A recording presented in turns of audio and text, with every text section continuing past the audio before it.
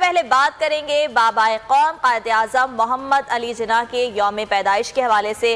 آج ان کا یوم پیدائش انتہائی عقیدت اور احترام کے ساتھ منایا جا رہا ہے۔ دن کا آغاز نماز فجر کے بعد خصوصی دعاؤں کے ساتھ کیا گیا، جس میں قائد اعظم محمد علی جناح کی روح کے ایصال ثواب کے لیے دعائیں بھی کی گئیں۔ صوبائی دارالحکومت پشاور میں صبح کا آغاز 21 توپوں کی سلامی سے ہوا، جبکہ مزار قائد پر گارڈز کی تبدیلی کی پروقار تقریب بھی منعقد کی گئی۔ اور اسی بارے میں بات کریں گے، سینئر تجزیہ کار رسول بخش رئیس صاحب ہمارے ساتھ موجود ہیں۔ سر، بہت شکریہ آپ کے وقت کا۔ آج قائد اعظم کا یوم پیدائش ہے، آپ سے اسی بارے میں بات کرنا چاہیں گے۔ قائد اعظم کے یوم پیدائش پر پوری قوم انہیں خراج تحسین پیش کر رہی ہے، کیا صرف خراج تحسین پیش کر دینا کافی ہے؟ ان کا جو نظریہ تھا، کیا ہم اس نظریے کو آج تک قیام پاکستان سے لے کر اب تک کیری کر پائے ہیں؟ نہیں، میں نہیں سمجھتا کہ ہم ان کے نظریے پر قائم ہیں۔ اگر ہم ان کے نظریے پہ قائم ہو جائیں تو میں سمجھتا ہوں کہ ہماری ذاتی زندگی بھی جنت کا نمونہ بن جائے اور قوم بھی سنور جائے، ملک اور ریاست بھی بن جائے۔ ان کا فلسفہ حیات اور ان کی زندگی کی جد و جہد وہ ہمارے سامنے ہے۔ ان کا فلسفہ حیات یہ ہے کہ محنت، دیانت، ایمانداری اور ایک خلوص نیت کے ساتھ جو اپنے مقاصد ہیں آپ نے ان کو حاصل کرنے کی کوشش کرنی ہے، اور جد و جہد جو ان کی ہے ہم مثالی ہے کہ ایک دفعہ انہوں نے ارادہ کر لیا اور یہ کہ مسلمان ایک ملت ہے، ایک قوم ہے اور ان کو آزادی چاہیے، اپنا ایک ملک چاہیے، تو پھر اس اصول پر، اس فلسفے پر اور اس جد و جہد سے ایک انچ بھی کافی نہیں ہٹے اور ہمیشہ انہوں نے دلیل سے بات کی ہے۔ ایک اور بات جو ہمیں سمجھنے کی ہے، جو پاکستان کی وکالت ہے، جو پاکستان کی جد و جہد ہے، وہ آئینی ہے، جمہوری ہے اور قانونی ہے۔ انہی نکات پر انہوں نے پاکستان کا مقدمہ برطانیہ کے خلاف بھی اور اس وقت کی بھارت میں کانگریس پارٹی کے خلاف بھی لڑا اور آخرکار وہ سرخرو ہوئے اور کامیاب ہوئے۔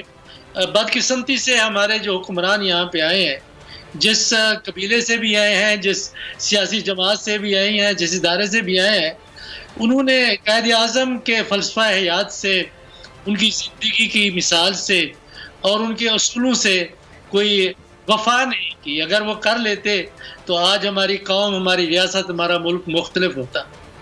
رسول بخش رئیس صاحب، آپ کیا سمجھتے ہیں لیکن کہاں پر ہوئی ہمارے سیاستدانوں سے کہ مطلوبہ مقاصد اب تک حاصل نہ ہو سکے؟ اس لیے کہ وہ دیانتدار نہیں ہے، وہ محنت کرنے والے نہیں ہیں، وہ ریاضت کوش نہیں ہے۔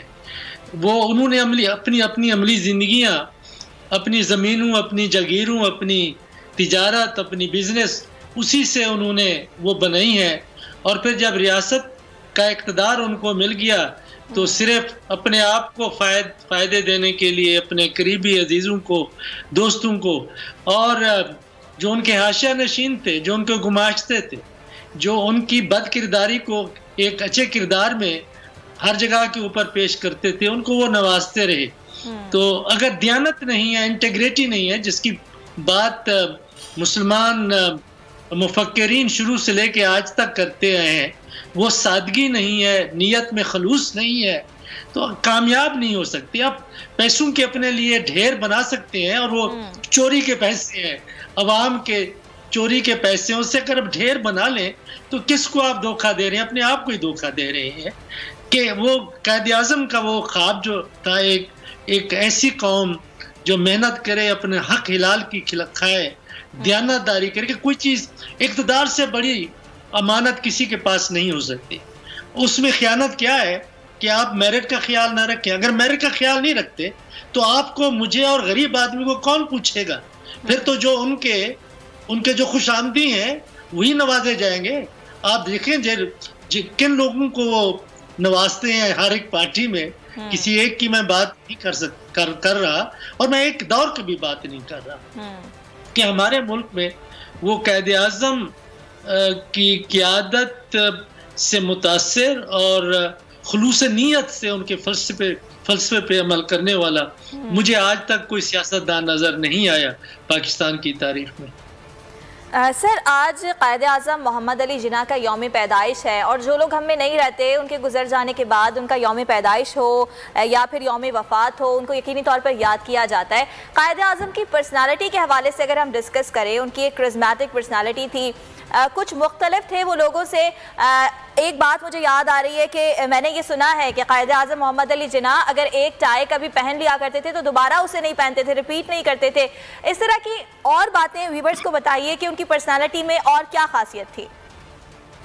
دیکھیں، وہ جو ہمارے یہاں پہ منافقت پائی جاتی ہے سیاست میں، اور کہتے ہیں کہ سیاست میں سب چلتا ہے، یہ سیاست کی زبان ہی ایسی ہے کہ روزانہ آپ لوگوں کو آپ یہاں آپ کے سامنے، آپ کے کیمروں کے سامنے جس میز پہ آپ بیٹھے ہیں یہاں بیٹھ کے جھوٹ بولتے ہیں.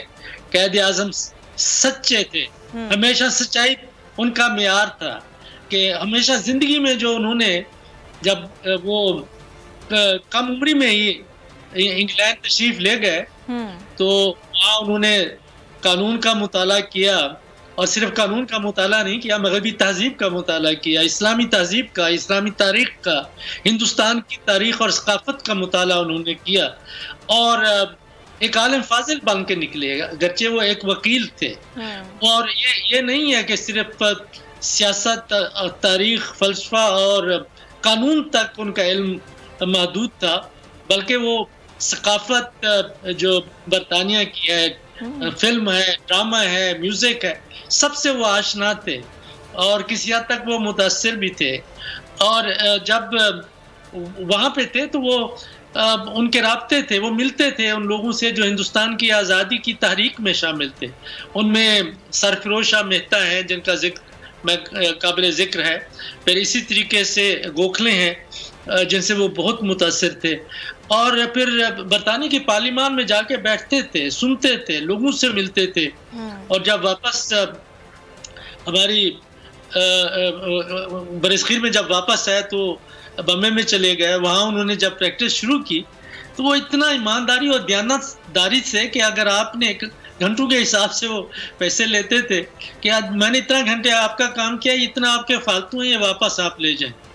اور پھر ان کا اثار دیکھیں کہ جو کچھ انہوں نے بنائے، بڑے امیر آدمی تھے، اور جو کچھ انہوں نے بنایا وہ تعلیمی اداروں کے لیے چھوڑ گئے. ہمارے جو ثقافتی ورثہ ہے اس کو دے کے چلے گئے، اپنے لیے کچھ نہیں رکھا. اور آج تک ان کا جو گھر ہے وہاں پہ مالابار ہلز میں، وہاں پہ بمبے میں، آج وہ ہمیں واپس نہیں مل رہا، لیکن کم از کم اس کے بارے میں یہ ہے کہ میوزیم بنا دیا جائے. وہ بھی ایک مثال ہے.